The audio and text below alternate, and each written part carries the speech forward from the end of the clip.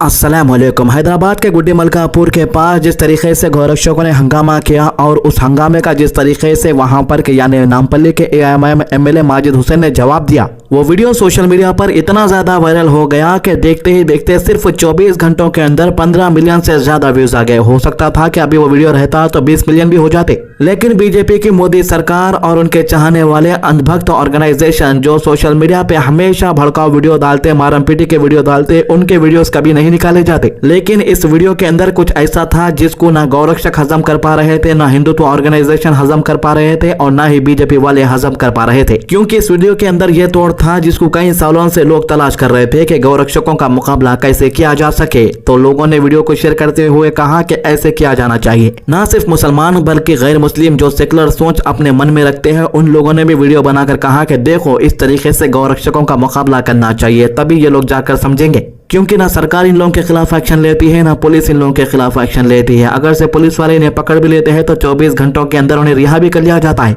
लेकिन यही कमजोरी मोदी सरकार और इनके चाहने वालों को पसंद नहीं आई और वीडियो डिलीट करके फेंक दिए। और कई ऐसे वीडियोस है जहां पर ये लोगों की कमजोरी नजर आती तो वीडियो डिलीट करके लगा देते। देखो अमेरिका और इसराइल भी ये चीज को फॉलो करते हैं, जहां कहीं पर भी उनके लोगों को कमजोर बताया जा रहा, उन लोगों के फौज या कोई लोग कमजोर पड़ते नजर आ रहे हैं तो वीडियो को डिलीट करा देते उन लोग सोशल मीडिया प्लेटफॉर्म पे से। उसी चीज को मोदी सरकार भी इंडिया में फॉलो करे समझो, जहां कहीं पर भी बीजेपी को जो है उनकी रियलिटी बताया जा रहा। फॉर एग्जांपल ये बताया जा रहा है एक बंदा जो है वीडियो बनाया था कि मोदी सरकार जो कर्नाटका को आके गए उसके वास्ते 30 करोड़ से ज्यादा खर्चा हो गए। और बेचारा बंदा ये बोलता कि मोदी जो है यहाँ पर जा रहे वहां पर जा रहे, बेफजूल के जाके 50-50 करोड़ रुपए खर्चा कर दे रहे बेफजूल के रैलियों में। अगर वही पैसों में स्कूल बना दिए, बच्चों के वास्ते सही से हॉस्पिटल बना दिए तो अच्छा रहता, लेकिन उसके भी वीडियो डिलीट करके फेंक दिए। मतलब कि अब जो है इंस्टाग्राम पूरा मोदी सरकार RSS इन लोगों के अंडर में चले गया समझो। अगर इनके खिलाफ कुछ भी वीडियो बनता हुआ दिख रहा तो फौरन निकाल के फेंक दे रहे, यहाँ तक कि अकाउंट भी सस्पेंड कर दे रहे। अब हैदराबाद के HYC का सलमान का अकाउंट किस वजह से सस्पेंड हुआ? काफी लोग ये बोलते हैं कि उनके ऊपर कुछ आरोप है, लेकिन भाई आरोपों की वजह से सस्पेंड नहीं हुआ। दिल्ली के अंदर जो फसाद हुआ, इन्होंने जाके उन लोगों की मदद करे, घर वालों की। एक मुस्लिम लड़के को बेरहमी से घर से बुला के कत्ल कर दिया गया, उनके फैमिली वालों को जाके मदद करे और सोशल मीडिया पे इनका वीडियो वायरल हो गया, लेकिन इसी वजह से इनका अकाउंट को सस्पेंड कर दिए। HYC सलमान के अलावा औरंगाबाद के कुछ बड़े बड़े इन्फ्लुएंसर भी है, उनके भी अकाउंट सस्पेंड कर दिए। मतलब कि अब मोदी सरकार यही देखना चाह रही जो उन लोगों को पसंद है। और जिस भी वीडियो के अंदर विश्व हिंदू परिषद, RSS, बजरंग दल के लोगों को कमजोर होता हुआ दिखाई दे रहा, जहां पर वो लोग डर के भाग जाते हुए वीडियो दिख रहे तो वो वीडियो को पहले डिलीट कर दे रहे। वो लोग ये चाह रहे कि ये लोग कभी भी कमजोर नहीं दिखना।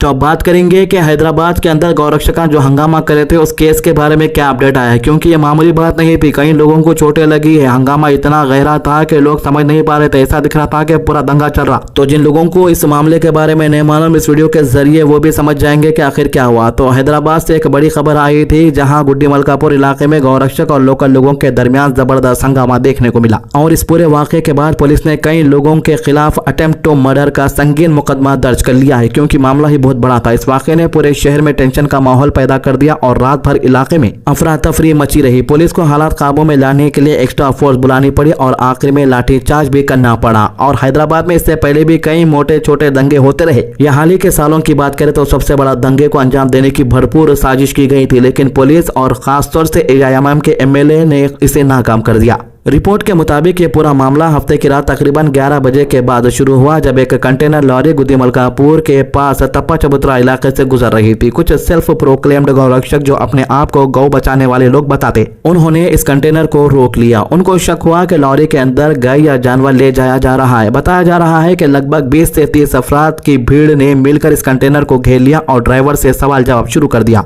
लेकिन बाद में मालूम हुआ कि कंटेनर में किसी किस्म का जानवर नहीं था। लॉरी असल में चेन्नई से प्लाईवुड लेकर आ रही थी और महाराष्ट्र के भीड़ इलाके की तरफ जा रही थी। मतलब कि ये जो लॉरी को ये लोग पकड़ के तोड़म ताड़ी करे, ग्लासेस फोड़े, ये गाड़ी का हैदराबाद से कोई लेना देना ही नहीं था। हालांकि ये गाड़ी के अंदर ना कोई जानवर था, ना कोई बैल थी, ना कोई गाय था। ये तो चेन्नई से महाराष्ट्र जा रही थी। हालांकि ड्राइवर मुसलमान था, इसीलिए कुछ अनभक्तों को शक हो गया। ड्राइवर शेख रसूल ने बार बार उन लोगों को समझाने की कोशिश की कि गाड़ी में सिर्फ प्लाईवुड है और कोई कैटल या जानवर नहीं है। है। लोकल लोगों ने भी आकर गौरक्षकों को समझाया कि ये सिर्फ प्लाईवुड ले जाने वाली गाड़ी है और इसमें कुछ भी गैर कानूनी नहीं है, लेकिन इल्जाम है कि गौरक्षकों ने किसी की बात नहीं सुनी और उन्होंने गुस्से में आकर कंटेनर पर हमला कर दिया। आई विटनेसेस चश्मदीद के मुताबिक गौरक्षकों ने लॉरी पर पत्थर बरसाना शुरू कर दिया। पत्थरबाजी की वजह से कंटेनर को काफी नुकसान पहुंचा और ड्राइवर शेख रसूल भी जख्मी हो गए क्योंकि उन्हें भी पीटा गया। ड्राइवर ने मीडिया से बात करते हुए कहा कि उन्होंने मुझे मारा, मेरी गाड़ी तोड़ दी और मुझ पर पत्थर फेंके। ड्राइवर का कहना था कि वो सिर्फ अपना काम कर रहे थे, लेकिन बिना किसी वजह के उनको निशाना बनाया गया।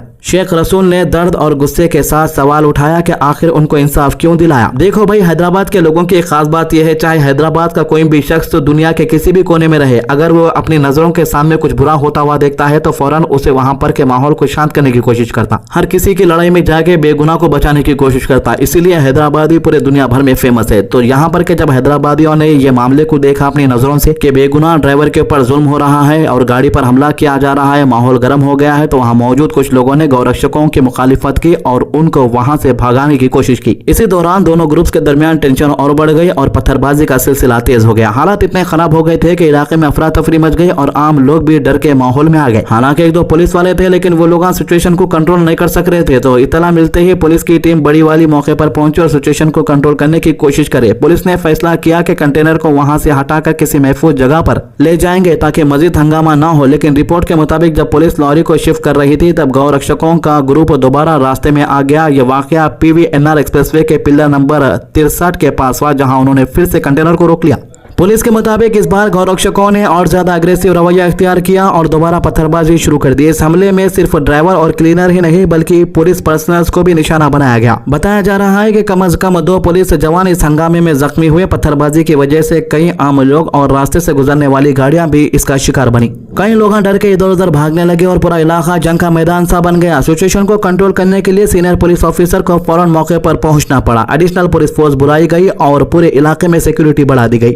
जब भीड़ को समझाना मुश्किल हो गया और हंगामा रुकने का नाम नहीं ले रहा था तब पुलिस ने लाठीचार्ज किया। पुलिस की तरफ से किए गए लाठीचार्ज के बाद भीड़ धीरे धीरे वहां से हटी और हालात को काबू में लिया गया। इसी हंगामे के दरमियान AIMIM के MLA माजिद हुसैन भी मौके पर पहुंच गए। इन्होंने लोकल लोगों और पुलिस से बात करते हुए सिचुएशन को काम करने की कोशिश की। रिपोर्ट के मुताबिक माजिद हुसैन तकरीबन आधा घंटा कंटेनर के अंदर ड्राइवर के साथ बैठे रहे ताकि माहौल को शांत किया जा सके और ड्राइवर को हिम्मत दी जा सके। उन्होंने पुलिस के रवैये पर भी सवाल उठाया और कहा कि जब लोकल लोग बार बार कह रहे थे कि गाड़ी में सिर्फ प्लाईवुड है तो पुलिस को पहले ही सिचुएशन को समझना चाहिए था। माजिद हुसैन ने कहा कि पुलिस ने सिर्फ लाठीचार्ज की धमकी दी लेकिन असल मसले को सुलझाने की कोशिश नहीं की। इनका कहना था कि अगर पुलिस चाहती तो गाड़ी को आसिफ नगर पुलिस स्टेशन के पास रख सकती थी और माहौल को खराब होने से बचा सकती थी, लेकिन AIMIM MLA ने पुलिस पर इल्जाम लगाया कि उनकी हैंडलिंग की वजह से कम्युनल टेंशन और ज्यादा बढ़ गई। वैसे इस पूरे मामले में गुड्डी मलकापुर पुलिस ने अब सख्त एक्शन लेते हुए 5 लोगों के खिलाफ अटेम्प्ट टू मर्डर का केस दर्ज कर लिया है। पुलिस ने जिन लोगों को मुलजिम बनाया उनमें एक लोकल गौरक्षा ग्रुप का हेड साई भी शामिल बताया जा रहा। पुलिस ने भारतीय न्याय संहिता के कई संगीन धाराओं के तहत केस दर्ज कर लिया है, जिसे attempt to murder, unlawful assembly,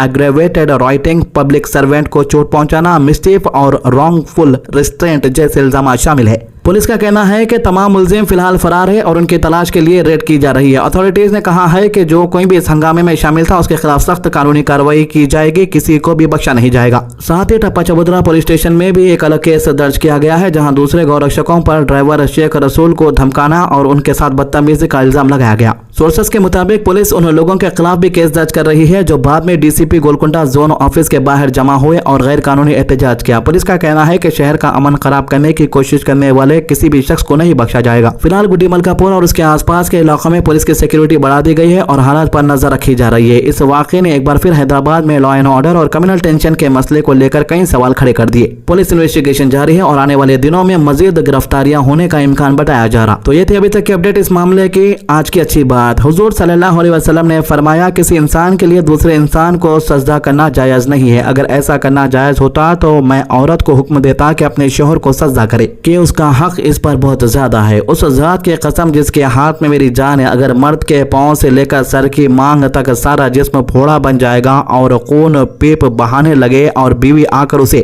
साफ करने लगे तब भी उसका हक अदा नहीं कर सकती। मसनद अहमद 12641। हमारे चैनल को सब्सक्राइब कीजिए, वीडियोस को ज्यादा से ज्यादा शेयर कीजिए। अल्लाह हाफिज।